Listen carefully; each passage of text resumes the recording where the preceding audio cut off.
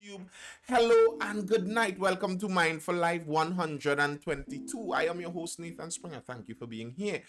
It is the 22nd of August. Yes, the 22nd of the 8th month in the year of our Lord 2022.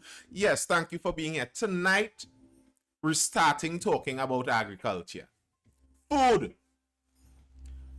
I believe I was your student, Tanil Phillips says. Well, if you went to Kuvasek at a specific point in time, yes. For a brief point, I taught at Kuvasek, yes. Yes, we're talking about food. Good evening, Catherine ate it over there on Instagram. Recently, there was an agricultural expo in Trinidad and Tobago, and I went. I went 2 nights. Listen, the thing was good. The Agri Expo, well done on the Agri Expo. Whoever was in charge of everything, the thing was nice. It was nice. Thousands in PNM Ministry Agri Expo while UNC playing football. Okay. I don't understand what you're trying to say there, Prav 868. But so yeah, the Agri Expo was nice. And the turnout that I saw was actually promising too. The turnout that I saw coming from the Agri Expo, and especially on that last night, Sunday, it was absolutely beautiful. Jonathan Henry says, yeah, it was good. The turnout on that last night, I'm going to read about that turnout. We're going to dive into the Agri Expo there. Crowds turn out for Agri Expo final day. And this is from the Daily Express. The final day of the Agri Expo witnessed a bumper crop of attendees, all vying to get in to see, touch, and taste some of their favorite local products. The expo held at the Queen's Park, Savannah, Port of Spain, began on Friday. So well patronized was the event, security personnel were forced to let in visitors in phases. Parking in the Savannah was also challenging, while there was a small traffic jam on the eastern end of the Savannah. Had the same expo been held last year, yada yada yada. On display were local fruits and vegetables, while distributors showcased farming tools, some catering to small farmers and large operations alike. Listen, if you like your little farming business, if you like planting and stuff, it was nice. Good display of products. Some products that you might not have even known that they existed there here in Trinidad and Tobago. Question, if possible. What's the question, Komoro? Yeah, some of the products you might not have even known existed here in Trinidad and Tobago. Nice. And I like that kind of stuff. To me, I like the entrepreneurial spirit style in our country, and I think the more we lean in towards that, the better for us. I think that would just work as a benefit for us. And the more we could have that interconnection among those people. So you did not know that, okay, you had some cassava growing. You didn't know that there was someone looking to buy cassava wholesale to produce and mill. You didn't know. Now, something very interesting, is farming viable in Trinidad? Yes, it is viable in Trinidad. Like, I don't understand what's the point of that question. Farming, you have no choice but for farming to be viable. Farming is how you live. And like, even on the topic of cassava, something that I keep thinking about, I read that article a couple months ago. Yeah, I don't remember the seeds, as you say that. You bought some seeds. Great. And some months ago, I spoke about that. Wow. It threw my thought. The cassava. And the idea that so often it seems like we're trying to get the cassava and the local produce to somehow function like wheat. When you think about it, flour was made because if you have ever seen what wheat looks like, wheat is a little tiny grain. Of course, you're looking for some other way to get the best use out of this. Now, we're pulling this big chunk of starch out of the ground, cassava, and then you're going to peel it, crush it, dry it, to then mill it, to then turn it back into flour, to then rebake it again, to turn it back into something to eat. Like, that does not really make sense, at least not to me, maybe to someone else. Trinidad and Tobago has huge agricultural potential. Why do you think we haven't capitalized on it? For many reasons. To answer that question briefly, I think a large reason is just choice.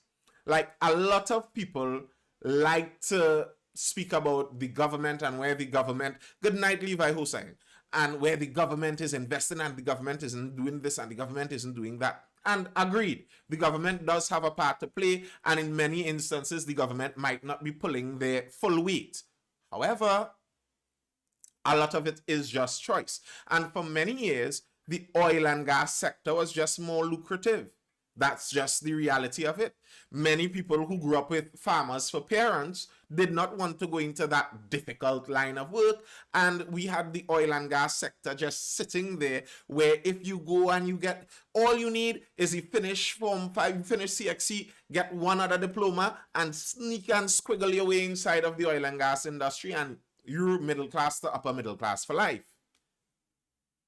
And that's a lot of it. I think a lot of it is just choice. It's just choice, because something that I note, and as I said, granted, the government does have a part to play.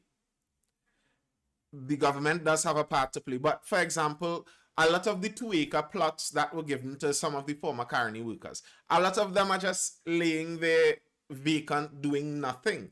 And I mean, it's not something where you could go very intensive, well, very extensive, but you can have an intensive farm. There are people making quite a bit of money off of just those 2 acres alone, and a lot of it just sits there doing nothing. There, to some extent, a large extent, it is about the interest in the farming sector and in the agricultural sector in Trinidad and Tobago. And maybe what we could do is try to figure out ways to encourage more people, more youth into that sector particularly. But that might be a difficult prospect. That might be a difficult thing.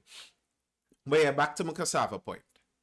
I think also we need to start thinking more indigenously. Like, think about ways to figure out things in the context of where we are, in the context of what is available to us. Like, maybe we could figure out something else to do with cassava than mill it down to bring it back up in a bread or something to that effect.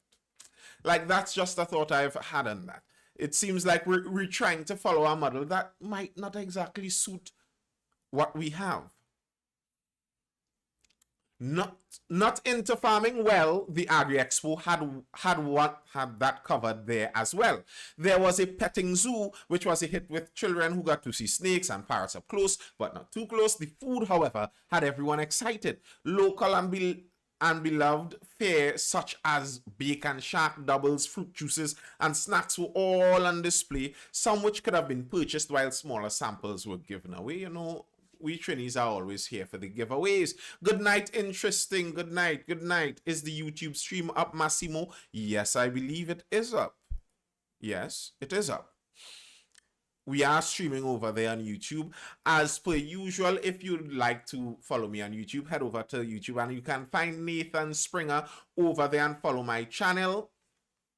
The benefit over there is that the videos are there for much longer. They're all there. And you can also see the articles that I'm reading from if you're wondering, what is he reading from there? Well, the articles are scrolling behind me over on YouTube, so you can see it there. Hope to see you at TIC, but of course, I will be at TIC. I really like those kinds of conventions and fairs. I think they're of so much benefit to the country. They're of so much benefit to individuals. I think, like, Trinidadians don't maximally use some of these things. Networking is very beneficial. It is. Even wine as well. Well, you know, Trinidad. Listen, I didn't even know we had so many local wine producers in terms of with their nice official packaging. Like, I mean, everyone knows people that make wine. Like, to be honest, you see that barrel behind me there? Yeah, I have something, you know, in there for a little 24 days. Catherine 8, it says, I want to understand what happened to the agriculture nature that the UNC started near Macrip. The produce was prepared and packaged, frozen, labeled TTABA. We used to buy it in the groceries. Then it disappeared after a couple years. I do not know about that, Catherine Eated. That sounds like something I'll look into further. Cocoa wine, see, everything, every wine you could think about, they had over there, and it was well packaged, tasting proper. Good stuff. Good stuff. maybe more local groceries need to start carrying some, like, ease you up on the yellowtail, bring some cocoa wine or something in the mix. But this wasn't only about the entertainment of it and just going and enjoying it. There was a forum also held where several leaders in the Caribbean, several Caribbean leaders spoke, and a lot of this has to do with the fact that the shake-up of the pandemic has a lot of people now kind of stepping back, because you're starting to notice, they're starting to notice that if Russia and Ukraine start to play the monkey pants over there, grain could dry up and we could get no grain over here.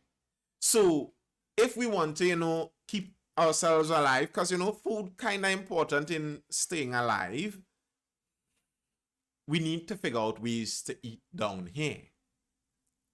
Has the Caribbean forgotten how to farm? The people of the Caribbean have largely forgotten the art of farming, and it is imperative that we relearn the skill. This was a common lament among CARICOM's leaders at the opening ceremony of the Agri-Investment Forum and Expo at the National Academy for Performing Arts on Friday. And I kind of agree. And I think some of this has to do with the whole globalization. The globalization did this. You see, if we're all one big global family, then we could afford to specialize.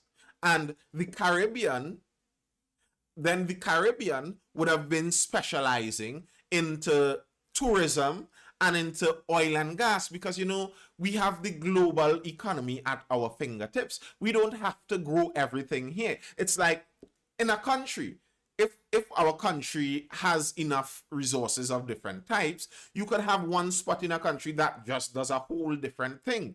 Nowhere in Woodbrook there needs to be a farm, because there are other places in the country that could farm. We are one country. And the idea of globalism as one world and functioning on that level, and the world moving towards that level faster and faster over like the last 50 years thereabouts, that would have done some more of it.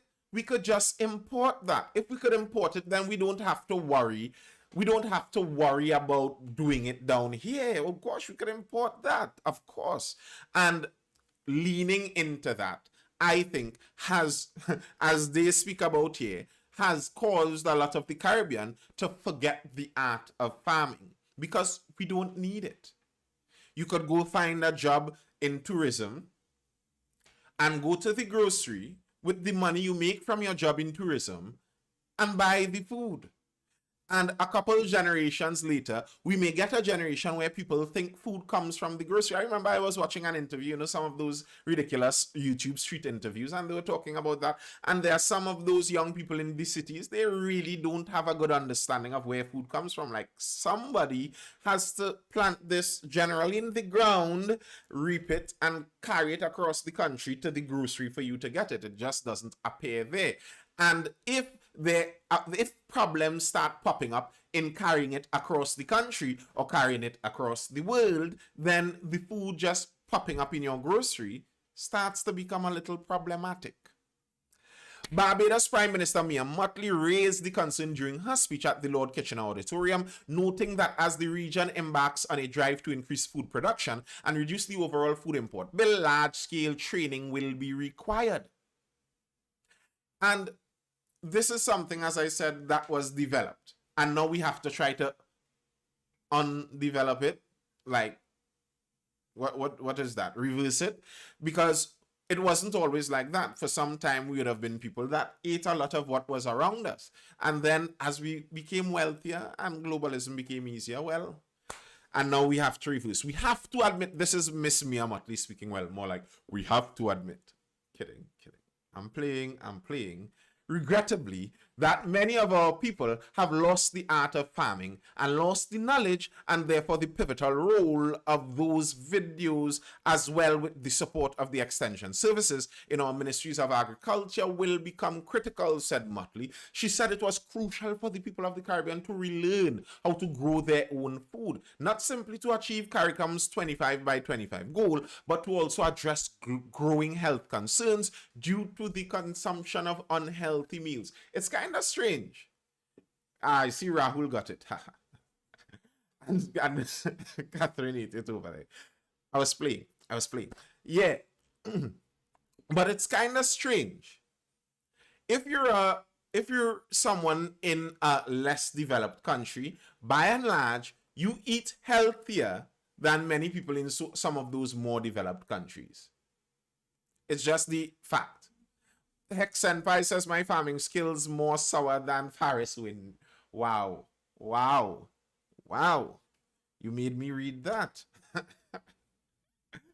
But no, I think that's reasonable. I think that makes sense. And but a lot of the problem there, just as we are talking about a lot of the problem with farming in and of itself, is the interest in farming. A lot of the problem there is just the taste. It's just the taste.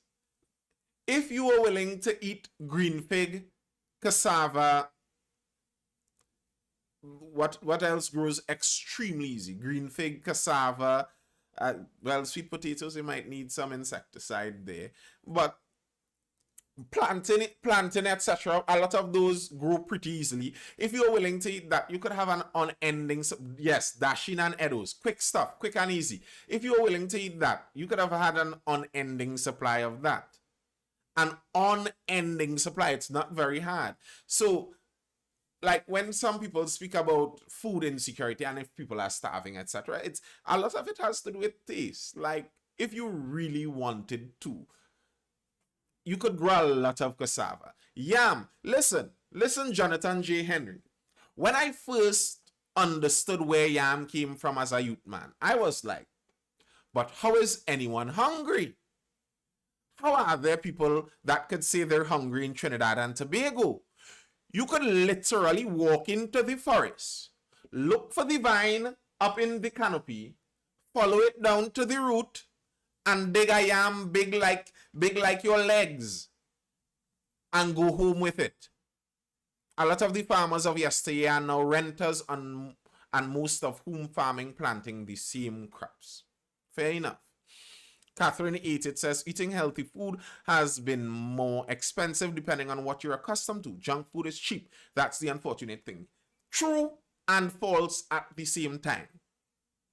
Here's where it goes for me. Pretty healthy food is expensive. If you're just looking for healthy, if you're cool with healthy, healthier than junk, then it's not that expensive. Trust me, it's not that expensive. If you're looking for pretty healthy food, yeah, they're going to kill you with prices. But if you're talking just healthy and the basic, you could go out and get a lot of green fig. Green fig very cheap. You could go out there and get a lot of green fig. It's not that expensive. You could go down Cali Bay or something there and tell them what extra fish you have and take some catfish and cut that up.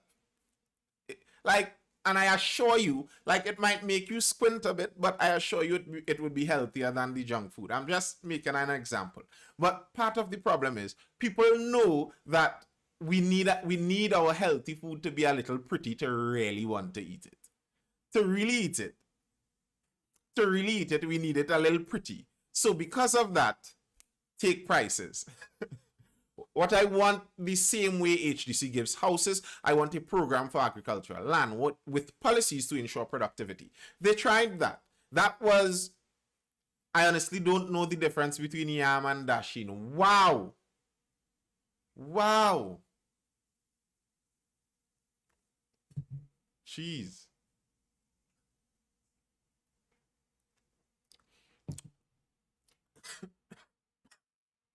Wow. That one took me off guard there. Good night, Minister. What do you mean you don't know the difference between yam and dashi? You know, I remember I was teaching a class a while back, and I was trying. Oh, nobody care about man. I was trying to explain, I can't even remember the full example, something to do with biology, I think. And I was trying to explain to a student something about a leaf, and I was speaking about a dashing leaf. And I'm there expecting this little girl to have a sure idea when I say dashing leaf. Like, I didn't even have it as a in my conception that someone could not know what a dashing leaf looks like. And I'm there explaining, and no, water off of a dashing leaf. I was explaining how water just rolls off the dashing leaf and etc. And then while I'm done, she's like, but sir, what dashing leaves look like?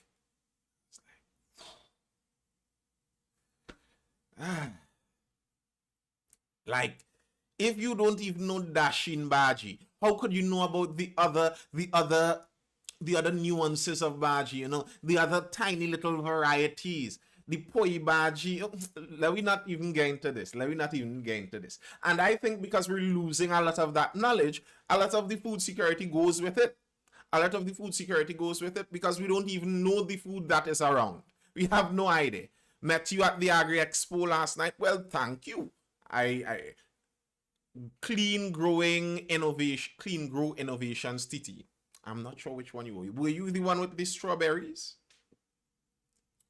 The real viney Malabar spinach. Yes, you know things, so you know thing. So the leaders now are recognizing that food security is a kind of scary prospect. That's something that we're looking forward in the future, and we're seeing that. And some people, I think they don't understand just how scary that could be. I don't think some people understand just how scary that could be. If you go into the grocery and there's no food there to buy, what are you going to do? Like, what are you going to do next? You go into the grocery, and for some reason the imports stop because, I don't know how many of you know they killed someone of the Russian big boy's daughter inside of Moscow. That's inside of Russia. So who knows where that's going? Next thing, something play off somewhere and food becomes very hard to be imported. You go into the grocery and they tell you you're only allowed this many, and then there are no more. What are you going to do? Cricks Baji will save us. Well, Cricks requires flour, just by the way. Unless Bermudez is working on a cassava Cricks out there. Cricks, as far as I know, requires flour. work out how to get the green fig Cricks. That's what you need. You will slice that green fig and bake it, and you will use that with the Baji, because you are not going to get the flour. We do not grow grain down in these ends. These ends do not grow grains. We are aiming to reduce the food import bill. I can see that, sir. Green fig pie, plantain fritters, pong plantain. Yes, you all are people that will survive, but that's you. Food and water are the new oil. Let us get to the task to ensure that all of our people not only benefit from it in terms of their health, but also in terms of their pocket, Motley said. We have to do it not only because of the economic requirements, but because of the health requirements. Yes, the dissipation of homegrown crops was also acknowledged by Prime Minister Dr. Keith Rowley, who said the tradition of growing food in backyards and rearing animals dwindled from generation to generation. Now, let me read what you said. When I grew up in Tobago, every household had yard fowls. Most neighbors had a pig or a sheep or a goat in the backyard, and everybody had a patch of something growing somewhere, said the Prime Minister, who further explained that as time went on and the art of growing crops at home was largely lost. I agree. As I've said before, I go dead, I do eat them thing. Well, yeah, that's what would have to happen, Rhea. You're going to have to dead.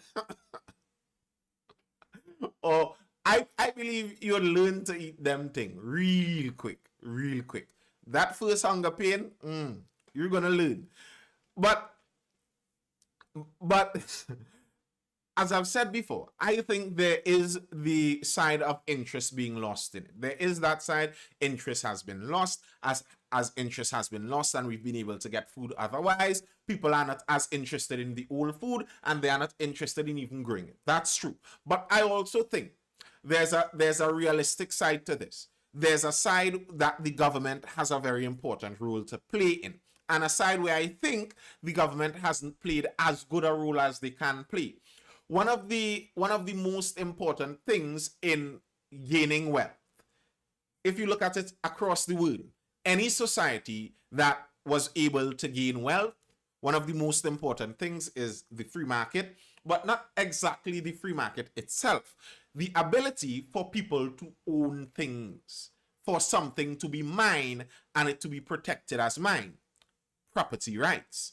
So the government's main responsibility in that case is to make sure I am able to get to own something, and if something is mine, that someone else doesn't just unjustly deprive me of it.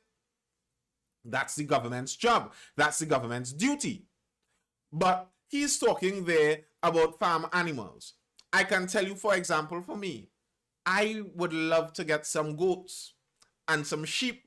Wouldn't mind a cow or two. But the way how the bandits are these days, I will be getting a goat and growing it for someone else, because the stealing is just ridiculous. And that's one of the complaints that many of the farmers have. If they are not able to be secure with their produce or with their livestock, what sense it makes growing it? And then on the actual land side, yeah, Pipers does pick my papa. Listen, there are some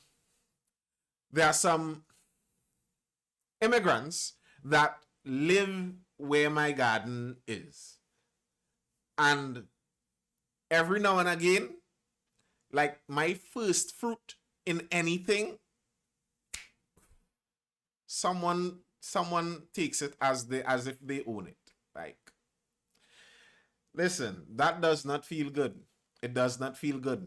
Violent thoughts go through your head sometime. Violent thoughts, because farming is difficult work. For someone to literally steal your work, it's like they had you like a slave for a while there. It is ridiculous. Someone stole the duck last week. Jeez, you see, duck is the next one they steal too. Duck, you see, duck and goat. Ducks and goats. Thief magnet. I considered owning a poultry farm, had to spend one what? Don't you think that similar to the scrap iron industry, that stolen meat isn't also a viable trade? Yeah, it is a viable trade. It is a very viable trade, because if you carry meat to a butcher, he doesn't ask you if it's yours personally like that. Buying duck is a scam and quail and sheep. I don't know if it's a scam. It's just expensive. If you like it, you like it. If you like it, you like it. I like some duck, like when it's not too bony. If it's not too bony. And he was big. Oh gosh. Somebody enjoying your duck, Nisi. Somebody enjoying your duck. Raul says, yeah, but if they shut down the poultry sector, then it's really gonna be bad. 15K in security personnel just to ensure his safety. Wow. Wow. That is scary, Hex Senpai. That's a lot. But I don't doubt you for one moment. I don't doubt you for one moment, because the stealing is ridiculous in Trinidad and Tobago. And that is even if you could manage to somehow get a plot of land, because that's another difficult task. Regularly, the government tries to give land away in some different way or the other, but for some reason, it still remains difficult. It still remains difficult if you want to get an agriculture and a plot of agricultural land. A lot of it is tied up. You're hearing this is agricultural land. You go apply to see where you could buy it from. Then you hear that someone else has a claim on the agricultural land. And like everything is very mixed up in there. And because of some of these issues, the UNC basically boycotted that expo. In fact, they protested it. UNC Blank's Shaman Papi Show Expo. Public relations officer of the United National Congress, Dr. Kirk Megu, says the just concluded Agri-Investment Forum and Expo 2 held in Trinidad was a sham and pappy show. And this was why the United National Congress did not participate in it. However, he insisted that the party did not boycott the event, as former Minister Devant Mirage claimed in a media release yesterday. Devant Mirage is totally irrelevant and unimportant. We did hold a protest outside the Agri Forum on Friday. We are not participating in it because the PNM are not serious about agriculture. This is just a pappy show, Mr. Megu said. The Rowley-led government has been destroying the lives of farmers and the agricultural sector for the past 7 years and from before, including the shutdown of Carney 1975 Limited. They simply are not serious and they are just fooling people, and farmers are suffering. So we will not take part in that pappy show at all, he said. I don't, listen to this. I don't know if we'd call it a boycott, but we are not participating in the sham. What's that?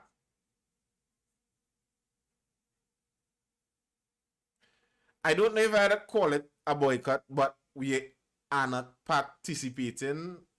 Like, what is that? That is boycotting it. Like, I mean, just say you're boycotting it. That's what you're doing. Okay, you're boycotting it. In his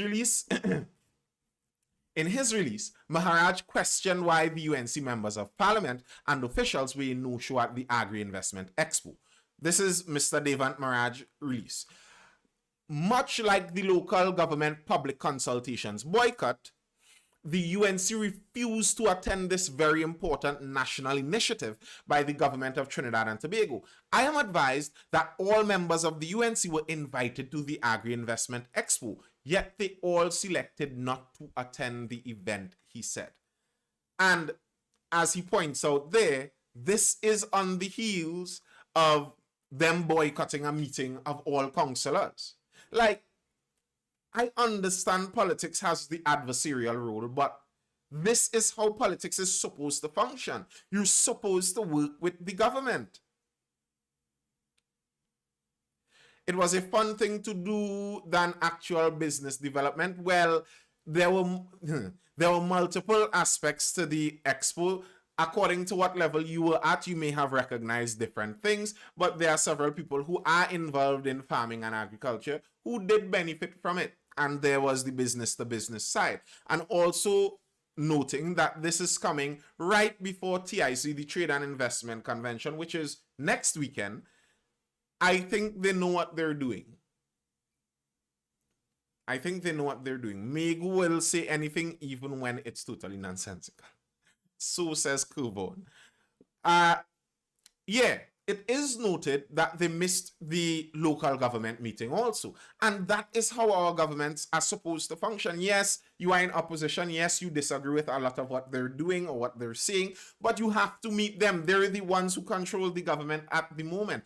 One opposition councillor showed up for the meeting, and then I was reading in the papers. I live in the central region, and I was reading in the papers, the head of the Shogunas region, he was speaking about them lacking money for spraying mosquitoes. That in central region right now, there are too many mosquitoes. I concur. There are too many mosquitoes. And he's saying part of the reason is they're not getting the right funding. Usually by now they would have done X amount of sprays through the neighborhoods and they haven't been able to do that, and etc., etc., etc. So then why would you not go to a local government meeting? Like, why not? I don't understand the point in that. Why would you not go to a government meeting on it? Doesn't add up. Versus the course, Ria asks, what was the course, Ria? I don't know the course. I didn't see the cost. I did not see the course. I would suspect that a lot of the cost would have been gotten back from the proceeds that would have happened in the event. For example, some of those conventions, like TIC, have no government involvement. It's run privately. Those conventions generally make money, you know. They're money makers. Businesses want to get the opportunity to display their products to a wider audience. So I don't know if you have some knowledge about a course that was in there. Do we have economists in our government? Yes. I don't know if any ministers, but they have advisors who are economists. He said the government must be commended and congratulated for hosting the event. This is Mr. Devant Maraj, following a similar agricultural conference in Guyana. Again, for urea, there was a similar conference in Guyana. This isn't something only in Trinidad. It's something that they're trying to connect together with multiple other events.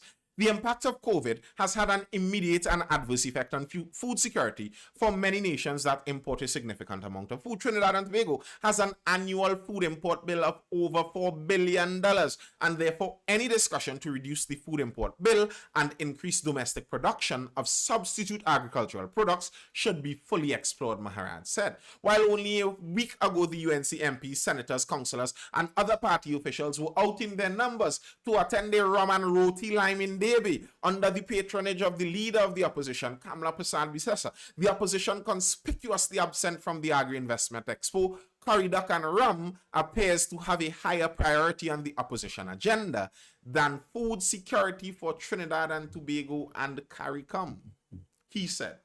That was Mr. Devant Maraj, who was a former minister under the UNC. Not me, that's what he said.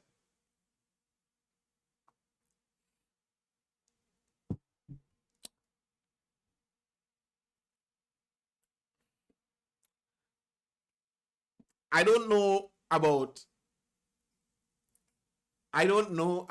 that whole curry duck and rum and roti business and thing. That's Mr. Devant Maraj. He could stand by his words. Missy Catherine ate it over on Instagram, says that may have been where your duck went. Your duck went to that curry. But I don't know anything about that necessarily, but I do agree with this sentiment. I believe that, especially noting the UNC is a party that had its foundations in the agricultural sector in Trinidad and Tobago, I think it would still be of better use to the country that they attend the event, and maybe they could critique and criticize it after attending the event. Like, go through, meet people. I have no doubt that there would have been people inside of that expo who themselves may have been UNC supporters. Kilvon says if the UNC licensed to listen to Devant instead of treating him as a pariah, they'd be better off. Yeah, I think they'll be better off than the present leadership, because I don't understand, like, it nearly seems like the campaign tactic of the UNC right now is to close ranks and hope that the support that you have right now is enough to just take us home. We aren't looking to gain any more support. We're just looking to truly solidify our base, because I have no idea who they're appealing to by telling councillors from the whole country not to turn out to the meeting with the Prime Minister, where the Prime Minister was supposed to be. Like, who are you appealing to with that? Someone who might have voted for you, they're not voting for that. Someone who was on the fence and maybe not, who knows, maybe. Like, I don't see them looking at something like this and thinking, yes, that's a good move. That's who I want in lead. I don't see it. Like, of course, people who would have already been favorable to you, if you are going to be like, yes, stick it to them. And great, they're on that side versus side business. But to me, if it's someone looking at it, trying to be neutral, trying not to look at it with political lens necessarily, just looking at it for the betterment of the country, they'd be thinking like, why not just go to the meeting? At least if you go to the meeting and they tell you a bag of nonsense, you could come out from the meeting and say, well, they told us XYZ, which is a bag of nonsense, because we know XYZ cannot happen. Like, why not just go to the meeting? I don't understand that. And the truth is, I believe a lot of what could be fixed, a lot of what we might see as wrong, a lot of what we might see as the difficult parts in living here in our country really has to do with exactly in that area, the local government area. That's where it deals with. Not really the whole general elections, but if you're talking about the problems with your neighbor, the problems with drainage, the problems with the mosquitoes, the problems with someone who built too close to the fence, your neighbor build a roof that hanging over in your yard and it's splashing water in, that is local government business. And to forsake the local government business over politics just seems unwise to me. I just don't understand how that is a good political strategy. I don't understand who you're attempting to win over with that. It just does not work. And to look at the nature of what local government is and how local government should function, I was looking at just an interesting article out from The Guardian there, where there seems to be some infighting inside of one of the regional corporations with the ombudsman looking to sue the CEO of the corporation. And if you look at the issues that they're talking about there, you understand the importance of what local government is. Let's just take a quick look over there. Ombudsman files criminal complaint against regional corporation CEO.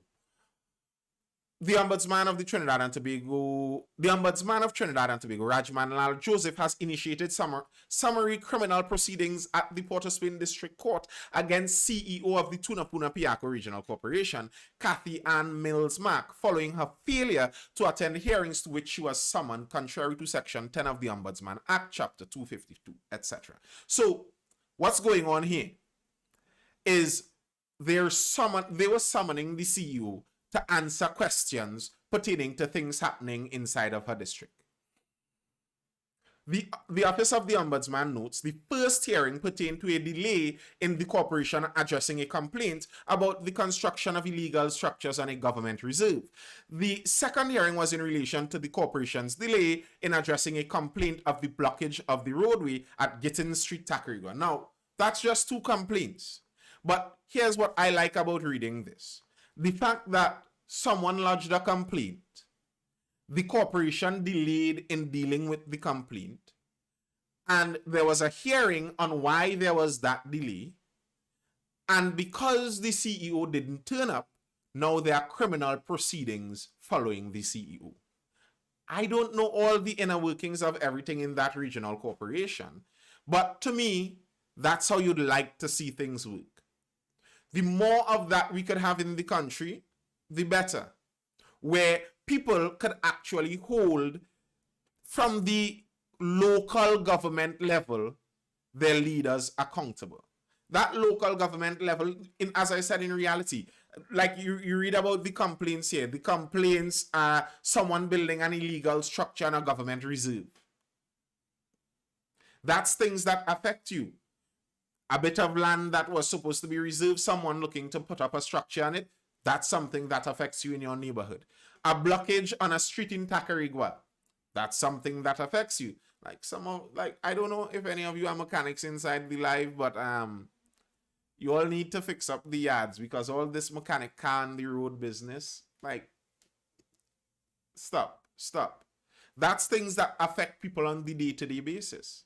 In reality, that is it. And then we would have one of our major parties telling all of their councillors, do not go to a meeting where we could attempt to sort out these kinds of issues. How does that make any kind of sense? Who does that help? Who is that in service of? I don't know. I don't get it. Wow. Finally caught that mosquito. A mosquito only playing, but my hands are swift. Refuse to participate. Yeah, it doesn't make sense. It doesn't add up. And you're adding that to the agricultural expo that went there, where they refused to participate also. You get the feeling like they don't have the best interest of the country at heart. That's the feeling, that's the image that they would be giving with this. And how can you see anything other than that? Petty and childish Catherine Eat It over there on Instagram says. All right. unaligned persons will not be persuaded by this tactic. No, I don't think they will. I don't think they will. Good night, Trinidad memes. Good night, Trinidad sketch 2K8. Good night, good night, good night. Listen, this is going to be a hard segue. I'm just going to jump to a whole different topic. Just something that I was seeing around. If we were voting on merit and performance instead of race and party, well, that's just the reality of Trinidad and Tobago. I don't know how many of you know who Andrew Tate is. And I see like some people, funny, you decided to strike but turn up to protest. Good evening, Scafty. Yeah, I wonder how many of you know who Andrew Tate is. If you're over on the internet for a lengthy period of time, you like to sit on TikTok and take in a lot of Andrew Tate. Yeah, him. And I saw that they were trying really hard to get him off the internet. They're trying really hard to disappear him from the whole internet. And made a side hustle through his socialization. Yes, he did make a side hustle. A side hustle with some suspicious activity, granted. But I was like, I'm watching that. The Andrew Tate business, where there are some people, especially some ladies, seeming like they're willing nearly to sacrifice their life, as it were, to get this man off of the internet because he is saying some really bad things. And it kind of reminded me of when Kevin Samuels died, and it seems like some ladies out there were hosting a party. I'm like, sheesh. How is it possible to hate someone so much for them, even if they're giving horrible advice? Like, oh, bruv, he took advantage of a niche market. Yes, he did. That man with Tate will only breed more Tate. But here's the thing. That is how the man works. He functions on that kind of controversy. So the reality is, I don't think he even has a TikTok profile. They are just other people who upload his stuff. And now, if there's a ban per se on his stuff by itself, what you're going to see is they're going to upload it with a game playing in the background. If there's a ban on his face, you'd see they'd upload it with a cartoon character saying it. Like, the bans of that kind of thing just does not work. It doesn't work. Now more people are going to be curious about it, and more people are going to go out there and try to figure out, what is this guy saying? What is this hidden secret knowledge? Like, I mean, oh my goodness, humans have been doing that since Genesis. Since Genesis, the one tree that you were not supposed to eat from, just because we're not supposed to eat from that. What is on that tree? So yes, you go and tell them, no, Andrew Tate should be banned. Let's not listen to him. And yeah, make the guy a whole lot more popular. That just does not make sense. Yes, the Streisand effect. Correct. That's how the internet works. It doesn't. And the irony is, a lot of what he speaks about is in opposition to a lot of the people who would try to get him banned. And by them trying to get him banned, they're kind of proving his point about them and making more people believe stronger in what he says. The whole irony of it. And the internet culture now, there really seems to be that a kind of toxic buildup between the male and female internet culture now. There really seems to be some of that. So some male talk show hosts have risen within the last couple years, and many women seem to be blue mad about this. They're deadly mad about this. But to me, when I look at a lot of what those men talk about, it's basically the male equivalent of what many female talk show hosts have been talking about for decades. It's the same thing. It's the same thing, just on the other side. Like, okay, a lot of it is exaggerated. Some of it is untrue. Some of it is just blatant lies. Yes. But they're talk show hosts entertaining their crowd. Many women talk show hosts are the same thing, especially with the amount of toxic feminism going around. Granted, Granted, it's kind of the same thing. And I think some of that has to do, like when I listen, it gets stale after a while. Yes, it does. Because it's talk show. It's a talk show. But it may get stale for this audience, and then a brand new audience of young men now reaching 22 and recognizing all of the girls in their age group not really on them. That brand new group of young men are going to stumble upon him and like, oh, brand new information. So as it gets stale to some, it's new to some. It's the cycle it goes. It is social media, it is entertainment. Yes, it is. It is. But in that, I think this is the controversy in this. I think it shows an interesting thing about taking criticism one side to the other in terms of the gender divide. One side of the gender divide to the other. I was looking at an article that I'm glad I don't watch TV anymore, Catherine Eated says. I don't really watch TV anymore, to be very honest, too. It's weird. But I was looking at an article that really popped up on social media recently. A lot of people were sharing this, and it was interesting stuff. But I remember reading the study behind some of this, and I just found certain things a bit strange with it.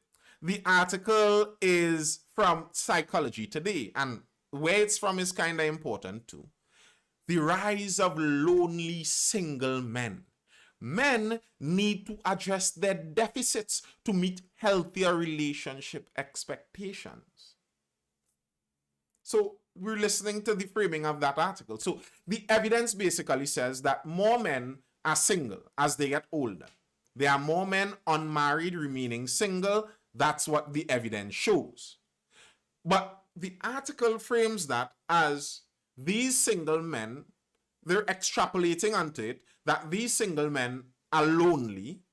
The data doesn't say they're lonely. It says they're single. They're extrapolating onto it that these men are lonely, and that the reason they are lonely is men need to address their deficits to meet healthier relationship expectations. So it's because the men have deficits and they need to address that. And if they address that, then they wouldn't be lonely. Okay. Fine. Interesting. But I remember reading that study, and it wasn't just men that were single as they got older. Many women were unmarried, much higher than numbers gone before. So I was looking for the Psychology Today article for the woman equivalent to this. And now listen how they frame this. This one is from January. The strategic singlehood of Black women. Defying stereotypes, single life for Black women is often purposeful and freeing.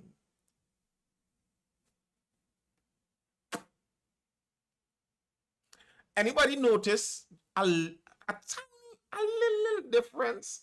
A slight, nothing big, not too large, but a slight difference in how basically the same data was represented in a headline? Was it just me who noticed a little difference there, or anybody else in the live, in the chat? Anybody else there noticed that difference? I want to know if you know, because sometimes I think a lot, and sometimes I could see into things too much, and I might be seeing more than what might be there. So I want to know if anybody else sees a difference in the framing. Double standards for male and female. That was all written by a woman. Yes, it was. And here's the thing. You could have said that the male singleness was freeing. You could have said that the female singleness was loneliness. You could have said either of those. Same data. But you're phrasing it as the female singleness is freeing and purposeful. But the male singleness is a sign that they need to fix something. And then they will get into that long-term relationship. Now, there are several problems with that. One, generally speaking, men control the access to long-term relationships. So if women are single going into later, that generally means there aren't men out there who want to be in long-term relationships with them, by and large. That's part of that. And the data seems to suggest that people are getting more depressed. And the depression and anxiety and mental illness rates are skyrocketing in the same age group of the women who are strategically single and enjoying their purpose-filled freedom. So I don't know what other data to use to measure if somebody is really happy and free and in their aged singleness, but I would suppose if you're anxious, depressed, and riddled with mental illness, and it's increasing, I would suppose that's not a positive sign. And I think these two articles show part of the problem. And I understand I'm a man talking about what I think it might be problems with women. I understand. But for some of the women out there, I think this shows some of the problems that you all might have in actually getting honest advice on things. They lie to women too often. Women lie to each other too often. So often you hear when one woman gives another woman advice, they give them horrible advice. Look at this, like in terms of if we really wanted to fix something, if men and women wanted to fix each other, we want to get into relationships. This would help men because at least it's telling men, well, maybe you're inadequate in some area. But this wouldn't actually help women because it's telling them you're perfect as is and you're enjoying your free singleness in your power. And which one would have an impetus to fix something that might need fixing? Because something seems to need fixing because more people are single and not linking up as humans kind of need to do. And in case you're wondering why we need to do that, etc., well, the reason that NIS right now is struggling, NIS in Trinidad and Tobago, they're talking about raising the pension age. They're talking even about scrapping certain benefits because you need young people to pay and take care of the old people. If you have no children when you're 80 and you cannot work again, as we were talking about food, you cannot, well, I'm going to say that about the 80-year-olds because some 80-year-olds still in the garden. But generally speaking, as you get older and it's more difficult for you to work. Now, when you live in a country like Trinidad where you have the beauty of things like pension, you don't understand the reality of what pension is. Pension is the young people in society pooling money to pay for you. The money that you put into the pension when you were young isn't what is paying for you as you get older. That money is gone. You need that replenishing supply of youth to take care of the age. That's kind of how we always did it. Until we somehow get robots to replace that, it's kind of what's needed. So if you're wondering why families and all of that is important and singleness is a struggle, go look over at Japan and South Korea and see the struggles that some of those countries are getting with their aging populations. So yeah, that singleness has societal problems too. And if we're looking to solve things like that, and one article says, men, you all need to fix yourself, that's why you're single. And the same data telling women they're single say, women, you're perfect. And it's you exercising your purpose-led freedom that has you single. Who is going to benefit from it?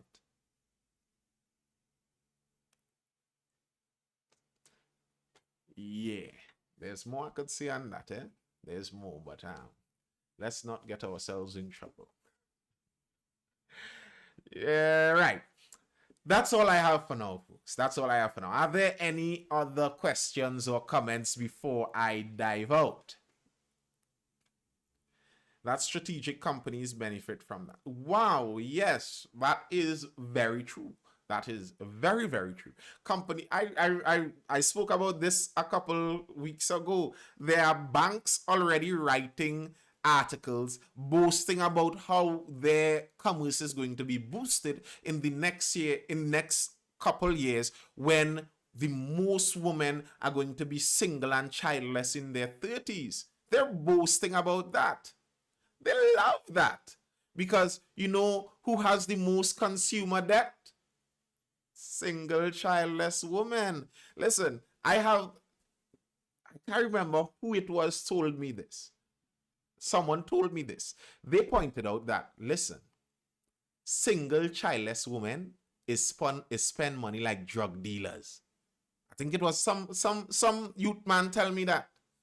Eh, you see, single childless women, them is spend money like drug dealers. And ever since I heard that, I have been looking around at some of my single, and I'm not saying this as a pejorative, it's just the reality, at some of my single childless sisters. And it's facts. Listen, single childless women live the life of drug dealers out there. They always balling, always in a restaurant, trip there, trip here, and I'm not criticizing it. You live your life, you enjoy yourself, but I'm just saying that many companies, many banks are banking on that. They love that fact that your youth and your resources are just spent on consumerism. Yes, buy that new iPhone, baby girl. You do your thing. And I shot themselves in the foot by not setting up contributions for self-employed people a long time ago. That is very true. Red Shark says, I have some friends. Women who were never married or have children are very productive for corporations. Of course they are. They're very productive and they get a lot of resources and they spend all of the resources. That's the whole point. The production on the corporation side is very good for them too, but the spending on the consumer and the consumerism side is very good too, because there isn't a long-term legacy necessarily to feed into. But when you have that nuclear family, they try to, they start to pack all of their resources into their legacy. They're looking to build something to last a couple generations. So they're looking to spend more inside. But if it's just you as an atomized individual in the massive global world, enjoying your life, living your every second to the fullest, which is your prerogative to do, you're going to spend all. You don't have to keep it for anything. It's you and you alone. You'd enjoy life to the max. And the corporations would enjoy you too. They would. That's just the reality of what it is. Yeah. Any further comments or questions before I dive out? All right. What was that? It seems not. So I hope you're educated, informed, or entertained. I am Nathan Springer, your host for Mindful Life, and I will see you guys again tomorrow night for the next Mindful Life. Now, by the way, my Discord server, the link that was in my profile previously, I was told it wasn't working. My apologies if you clicked it last week and it wasn't working, but it is updated now. You can head over to my Discord server, click on the link in my TikTok bio, and you can join that if you so wish. I will see you guys tomorrow for the next Mindful Live at 9. Peace out. Laters, folks.